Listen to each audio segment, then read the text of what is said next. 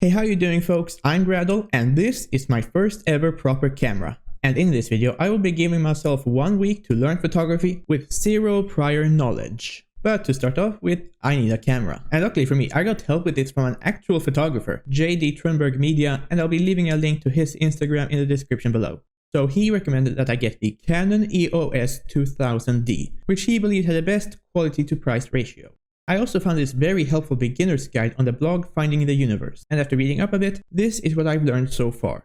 So the most important thing to start with is this dial next to the on and off switch. This dial is for choosing how much control you get over the various settings. There's a fully automatic mode, where the camera handles all the settings itself, and a couple of semi-automatic modes where you have control over one specific element. Out of these semi-automatic modes, the most important ones are the AV mode and the TV mode. With the TV mode, you control the shutter speed. The simplest way I can think of explaining it is that the shutter speed controls how long the camera spends taking the photo. If the shutter speed is longer, it means the photo takes longer, so it has more motion blur and higher exposure, or brightness. With the AV mode, you control the aperture of the photo, which is used for the depth of field. The smaller the aperture is, the deeper the depth of field becomes. And then there's also these automatic subject modes, where the settings are preset depending on what subject you want to photograph. This one's for portraits, this one's for landscapes, close-ups, and so on. Another very important control is the ISO. The ISO controls how sensitive the camera's sensor is, which means that the higher the ISO is, the more light it gathers for the photo, making it brighter. However, this can also result in graininess if it's too high, so it's important to always double check the ISO. Moving on to the lens, this is the focal length ring, which controls the zoom, and here it says how far in it can zoom. And next to that is this switch that is used to turn on and off automatic focus and manual focus. The manual focus is controlled by adjusting the focus ring on the tip of the lens, and the automatic focus is activated by pushing down the photo button halfway and then holding it until the camera is done. Finally, this camera has 24 megapixels, and most people assume that more pixels means higher quality, but that's not entirely accurate. More pixels just means that the image is bigger, so a 24 megapixel image can be scaled up a lot more than a 16 image. Those were some of the most important pieces of information that I read up on, but now it's time to put it to practice. By day 2, it was time to start taking pictures, and since I'm just starting out, I'll be using the camera's automatic settings for now. My first order of business is to find a subject, and I've got just the thing. So I've been painting for a few years at this point, and I figured that these should work pretty well for my first subjects.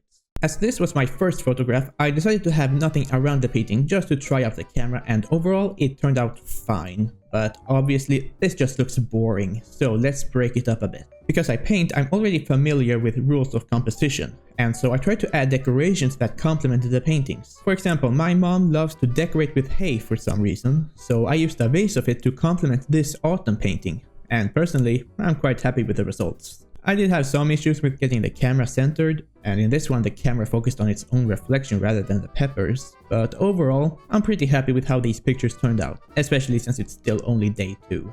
Also, I tried to experiment with the aspect ratio, and the autofocus really didn't like that.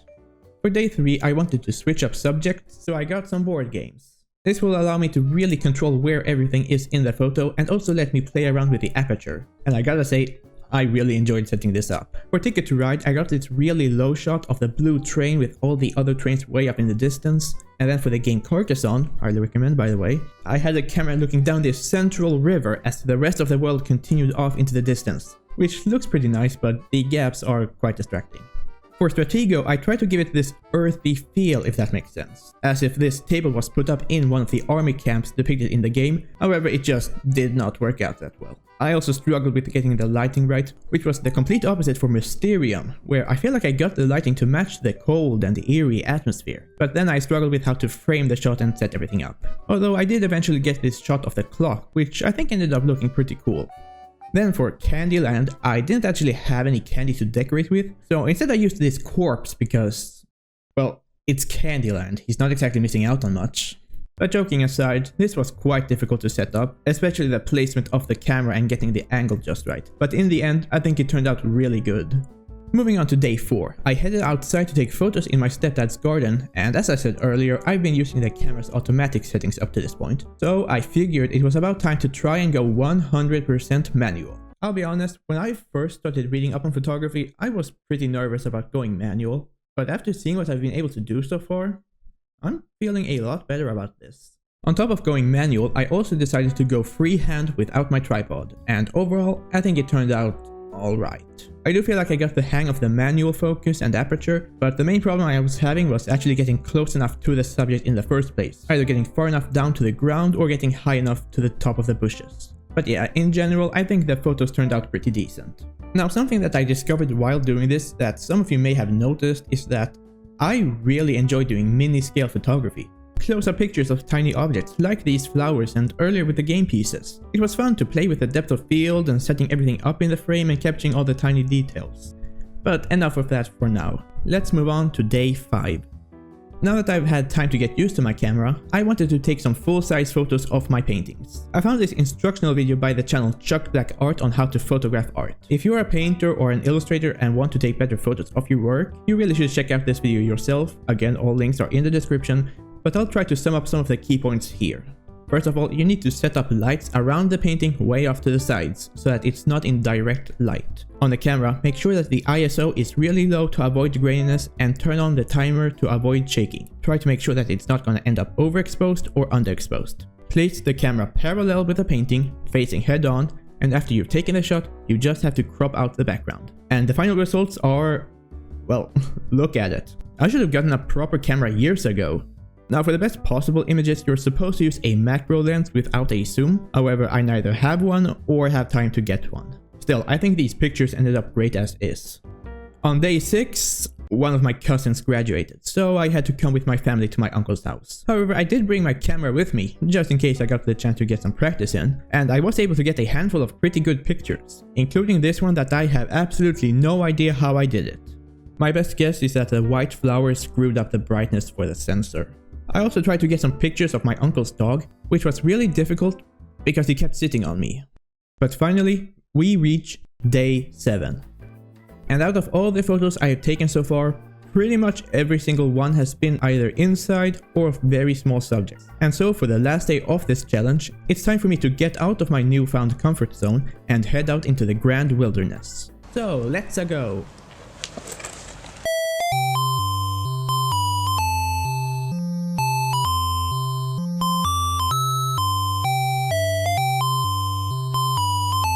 As I was driving around, I already had some locations in mind, like the old windmill, which did not turn out very well. However, I also got some pretty good pictures that I wasn't planning to, like this very judgmental cow. But as the sun began to set, I drove down to what will be my final subject of this journey, the old chapel ruins. This is something that I wanted to photograph since the very beginning, and I took a ton of photos trying to get the angle and the light just right, and the result is, at least I think, one of the best photos that I've taken this week.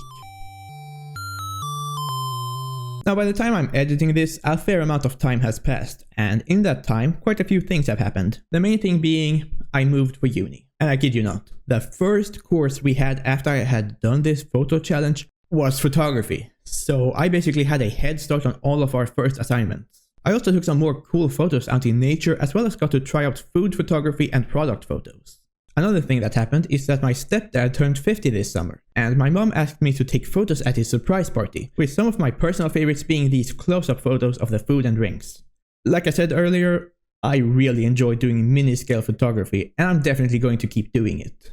Something I want to try out is setting up little scenes with Lego and other toys, so if you'd like to see how that turns out, I'll be posting those photos over on Instagram. But until then, take care.